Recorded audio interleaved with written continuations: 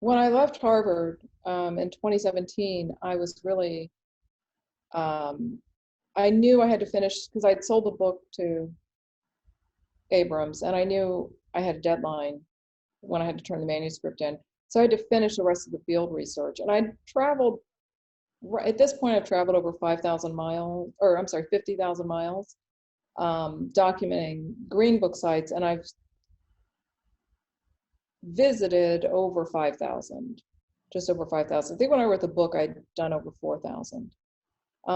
So that's been the reality of knowing once I actually got on the road and I lived on the road for years. I had my things in storage when I lived in LA.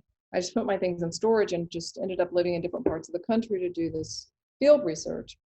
And once I realized that 80% of these Green Book sites are clustered into traditional Black neighborhoods, um, it became clear to me that that was a big part of this story in terms of the book. And so much so that by the time I did settle down, once I finally sat down to write the book, because after doing all the field research and seeing the way that these communities look today versus what they look like then, because in some ways, like you said, in Brownsville, I mean, there was, when I was there photographing the Hampton House, even in its restored beauty, I mean, it's just really phenomenal the job they've done restoring that. I think it's almost a $10 million restoration. It's incredible.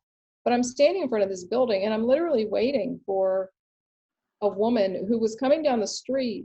She at first looked, I thought something may have happened to her because she was naked from the waist down. Right.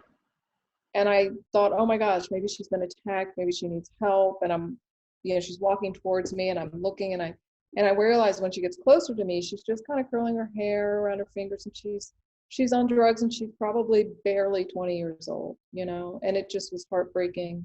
And and she was a prostitute and she kind of got into the car that was sitting, the van that was like right in front of me, she gets in this van and I guess she's working. And it broke my heart because, as I'm waiting for her to just slowly kind of get out of the thing, I don't want to pull a camera up while she's walking naked pretty much.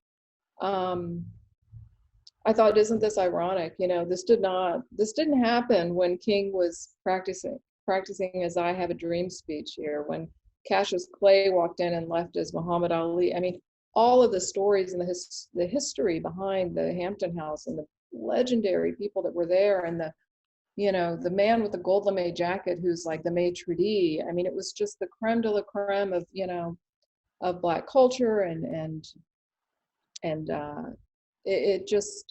it became very clear to me that this was a story. I needed to understand what happened to these neighborhoods. And I needed to really show that it was not that Black people just suddenly got lazy and didn't want to work anymore. It was that there were targeted government policies that shaped the way these communities look today. Redlining and urban renewal and gentrification, all those things have disastrous effects on our communities. And that became a big part of this book. So yeah, merging the past and the present, and then trying to figure out what was in between. That's when the book, I was like, I need to have a chronological outline. And so I rewrote the book proposal pretty much right at the last minute. And I said, I think this is the book that I think I should be writing. I told Abrams, I said, if you want to go back to the original proposal, that's fine. I will write the book that I sold to you. But I think after being on the road and after seeing all of this is what I think we should do. And they clearly agreed that that was the right way to go. It made it a much harder book to write. And it was a huge risk because when you start merging all of those different, even tonalities, I mean, just visually, it could have been a mess. It could have gone wrong. It was really, and because I had so little time, I only had 8 months to write the book.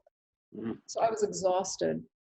And I didn't even have enough time to, step away from the material to get fresh eyes. So I wasn't even when I turned it in, I just thought, God, I hope it makes sense. So the irony now that like it's so well received and that people really love it is even more exciting and more surprising to me because it was such a haul and a risk. Even when I saw the PDFs of the of the layout, I thought, God, are these Technicolor Lenin, photographs, are they going to look okay next to my modern day photographs? And then you've got the black and white archival photographs, and but it all came together, and it was just, yeah, blessing. It was I guess it was meant to be.